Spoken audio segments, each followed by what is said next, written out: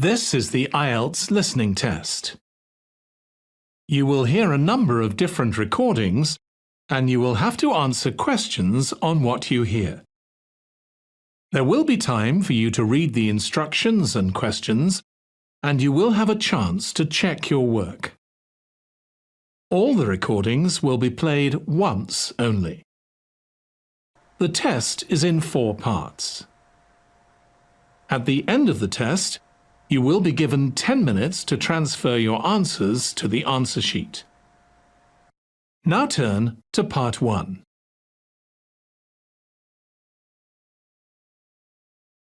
Part 1. Gavin, a newly arrived student, wants to insure the contents of his apartment. He calls an insurance agent to ask for information. First, you have some time to look at questions 1 to 6.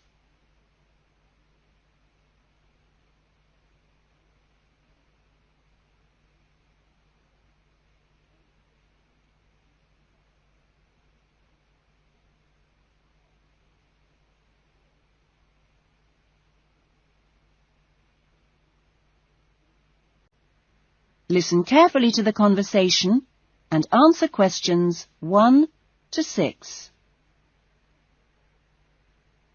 Good morning, Diane Davis. Can I help you? Yes, I'd like to get some insurance for the contents of my home. Fine. When did you move into the house? A couple of weeks ago. And it's an apartment, actually. I was told by the landlord that it would be a good idea to get some insurance for the furniture and other personal possessions. Fine. Well, let's get some details. What kind of apartment is it? It's a 2-bedroom apartment. Huh? What floor is it on? Why do you need to know that? Because it affects the cost of the insurance. An apartment on the ground floor isn't as protected as others, and there's more chance of a break-in. Really? I didn't know that. It's on the second floor.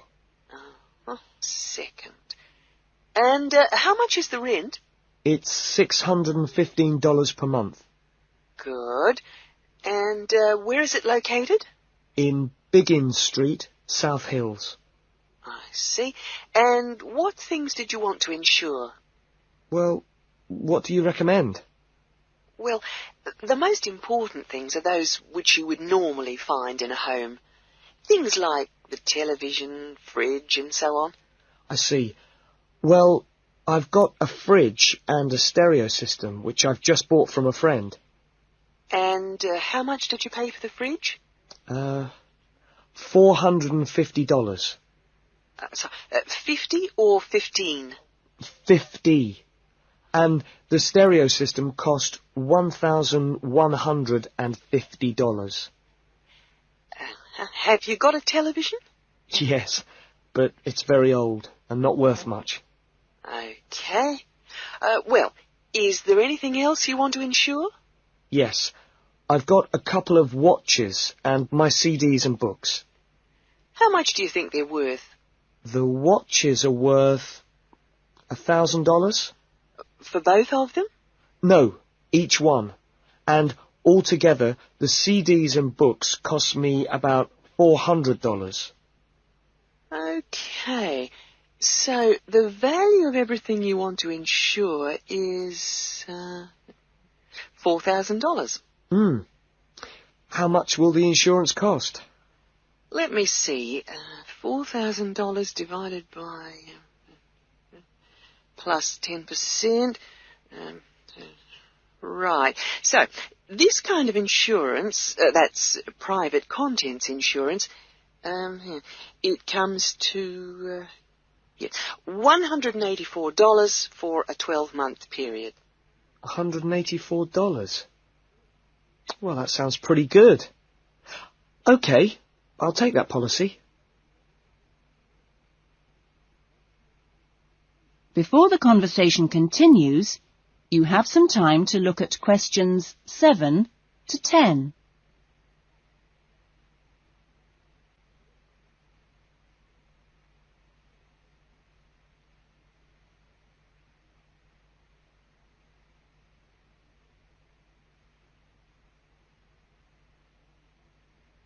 Now listen carefully and answer questions 7 to 10. Can I arrange the policy over the phone? Sure. Just let me get the details down. So, that's Mr. Gavin Murray. That's Murray. And the address is? It's 16C, Biggins Street, South Hills. Okay. 16C, Biggins Street, South Hills? That's right. It's 2 words. South Hills. And your date of birth is? 12th of November, 1980. And your contact number? Home phone number is 9872 4855. Right. And, you're Australian? No, I was born in London, although my mother is from Tasmania. Oh, really? Whereabouts? Hobart. I see. Interesting place. Now, are you working at the moment? No, I'm a full-time student at Sydney University. Right. Good.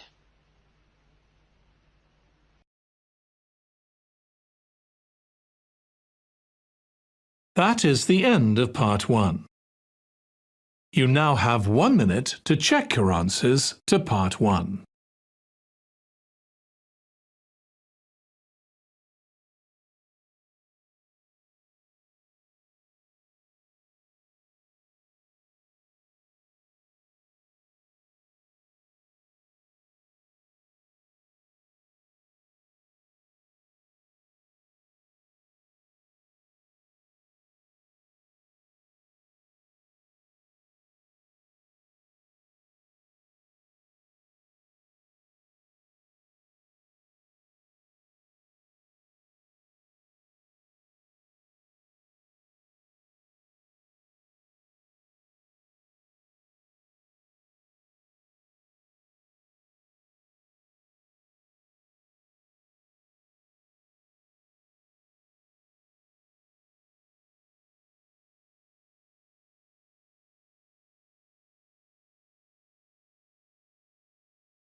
Part 2.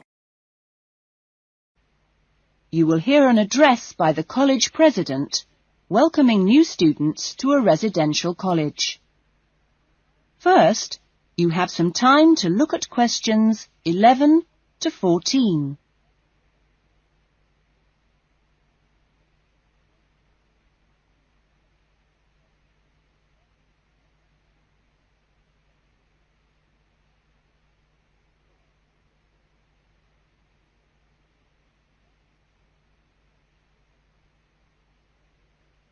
Now listen carefully to the first part of the talk and answer questions 11 to 14.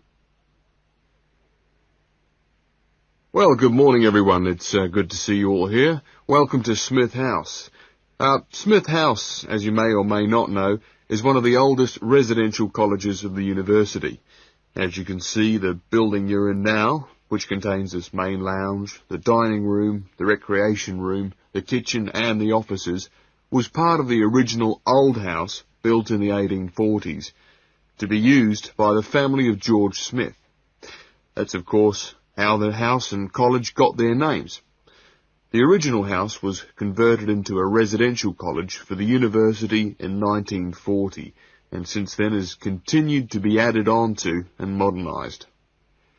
You'll notice when you receive your room allocation in a few minutes that your room number either begins with the letter N, S or W, like this one here.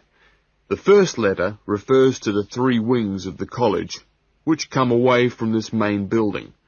Of course, the letters represent the 3 directions, in this case, north, south and west.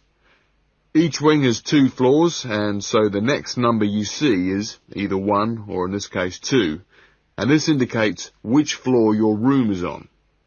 The number after that is your individual room number. So it's quite simple to find any room by going to the right wing, then floor, and then room number. Before you hear the rest of the talk, you have some time to look at questions 15 to 20.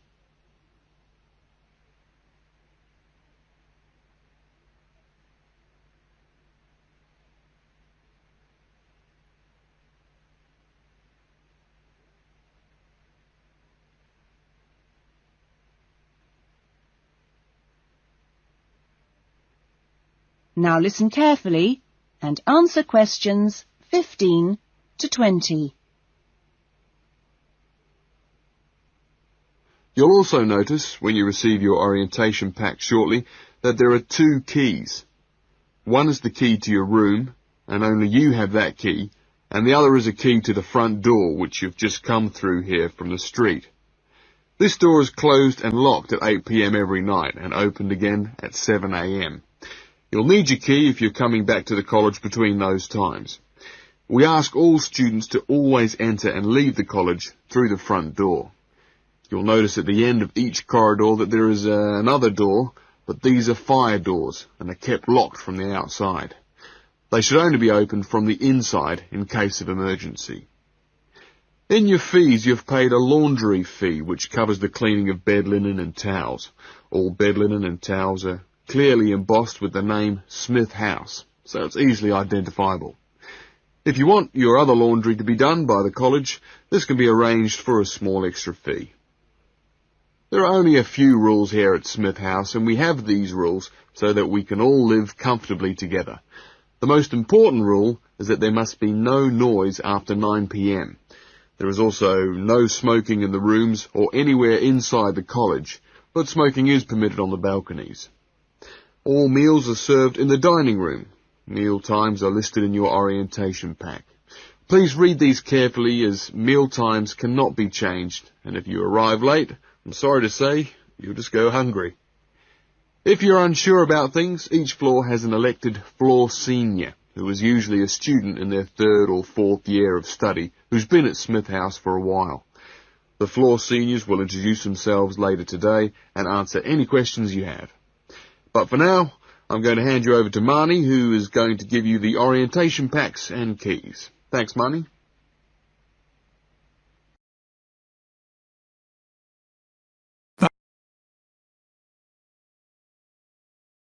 That is the end of part 2. You now have 30 seconds to check your answers to part 2.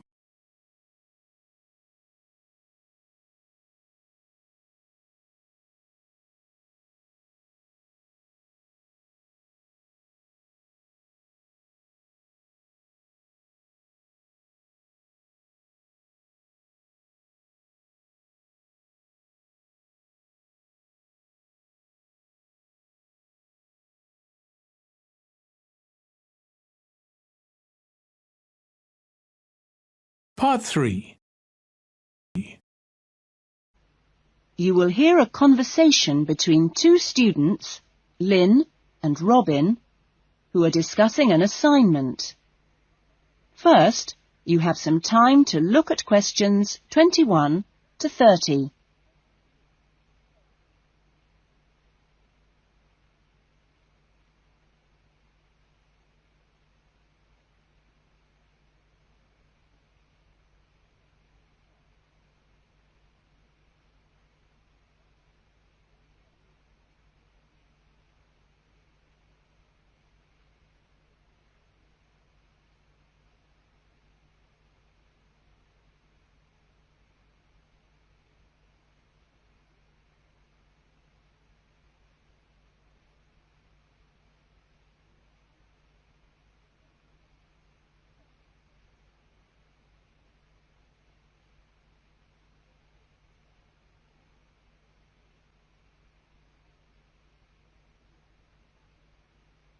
Now listen carefully to the conversation and answer questions 21 to 30. That essay we have to write, the one on how children learn through the media? How are you planning to write it? Well, I've given it some thought, and I think that the best way to approach it is to divide the essay into two parts. First of all, we'd have to look at some examples of each type of media. Yes, what they are. Then we could describe how we can use each medium so that children can learn something from each one. Exactly. Maybe we could draw up a table and look at examples of each medium in turn. Let's see. The different forms of media would be the print media. Here you'd have things like books and newspapers, that sort of thing. And included in these are the pictorial forms of print media, like maps. Yes, maps are really just formal pictures, aren't they? And then there are what we call the audio forms of media, where children can listen. CDs and radios are probably the best examples because a lot of children have access to these, especially radios. And this would lead into the audio-visual media, which can be seen as well as heard. Film, television, and we mustn't forget videos. Yes, but there's a final category as well. Computers that make up the so-called electronic media.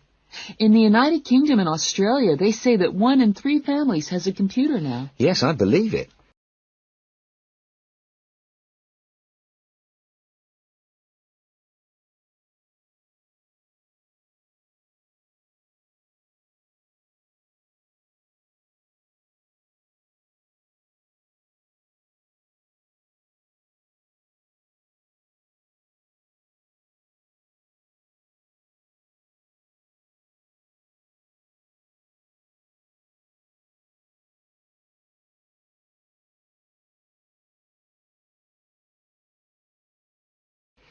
Well, that's a good list to start with.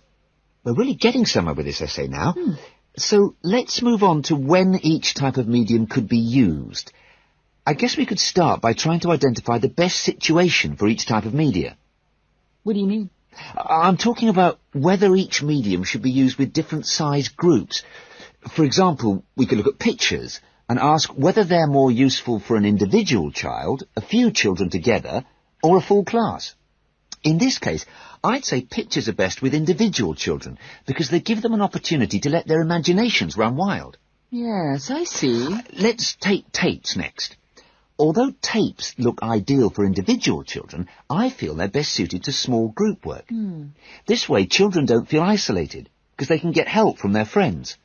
Computers are the same. I think they're better with small numbers of children, and they're hardly ever useful with a whole class. Videos, however, are ideal for use with everyone present in the class, especially when children have individual activity sheets to help them focus their minds on what's in the video. And what about books? What would you recommend for them? Books are ideal for children to use by themselves. I know they're used with groups in schools, but I wouldn't recommend it. Other pictorial media like maps, though, are different. I'd always plan group work around those. Give the children a chance to interact and to share ideas. I agree. Teachers often just leave maps on the wall for children to look at when they have some free time. But kids really enjoy using them for problem solving. Yes. Different people have different ideas, I suppose. Yeah, and different teachers recommend different tools for different age groups.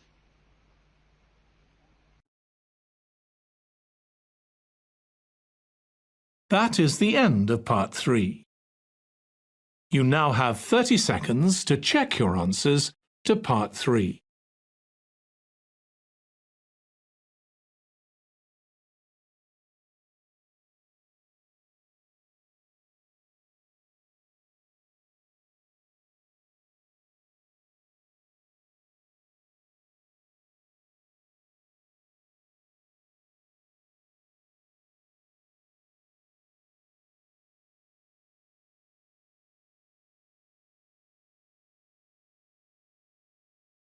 Part 4. You will hear a lecture about the lack of rainfall in Australia. First, you have some time to look at questions 31 to 40.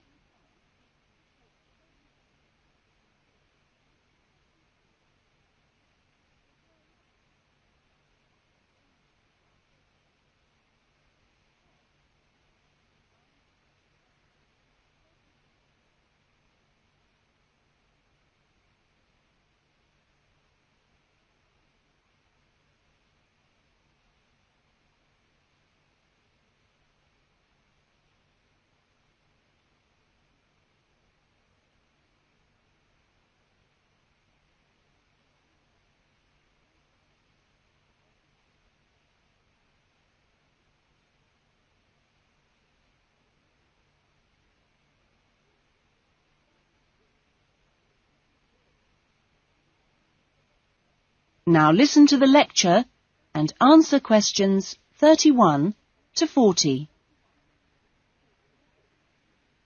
Good morning. This morning we are continuing our look at Australia and its natural problems.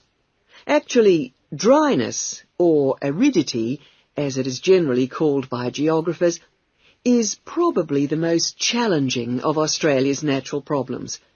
And so it's very important in this course for you to have a good understanding of the subject. For Australia, water is a precious resource, and its wise management is of the greatest importance. As I've said, Australia is a dry continent, second only to Antarctica in its lack of rainfall. Long hours of hot sunshine and searing winds give Australia an extremely high rate of evaporation, far more than in most other countries. It's estimated that approximately 87% of Australia's rainfall is lost through evaporation, compared with just over 60% in Europe and Africa, and 48% in North America. You generally think of Africa as being a very hot and dry place, but it's not in comparison with Australia. In many parts of Australia, standing water, that is, dams, puddles and so forth, dry up rapidly, and some rainfall barely penetrates the soil. The reason for this is that the moisture is absorbed by thirsty plants. Some parts of Australia are dry because rainwater seeps quickly through sandy soils and into the rock below. In parts of Australia, this water, which seeps through the sandy soil, collects underground to form underground lakes. Water from these subterranean lakes can be pumped to the surface and tapped, and so used for various purposes above the ground. In fact, extensive underground water resources are available over more than half of Australia's land area. But most of the water is too salty to be used for human consumption or for the irrigation of crops. However, most inland farmers do rely on this water for watering their animals and, where possible, to a lesser extent, for irrigation.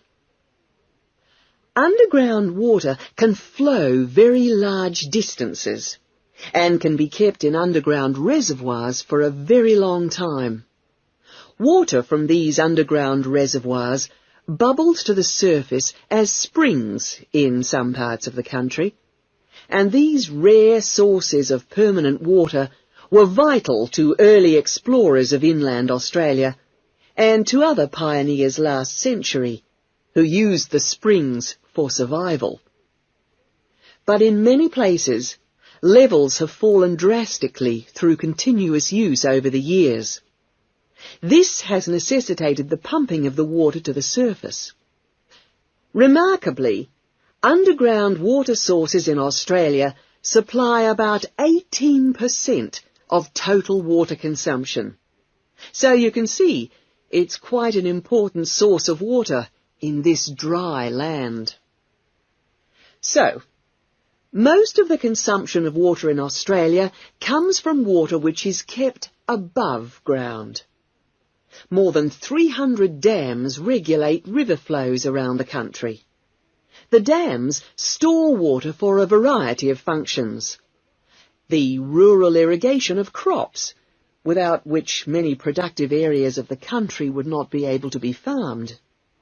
The regulation of flooding, a serious problem which will be dealt with later in the course. And last but not least, the harnessing of the force of gravity for the generation of electricity. That is all we have time for this morning, but you'll be able to do further study on this important area in the library. I have a handout here with references on the subject, so if you're interested, please come up to the desk and take a copy. Next week's lecture is a case study of an outback farm, and it'll be going into detail about some of the problems we've discussed here.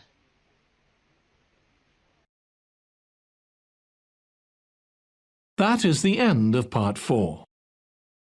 You now have 1 minute to check your answers to Part 4. That is the end of the listening test. In the Ielts test, you would now have 10 minutes to transfer your answers to the answer sheet.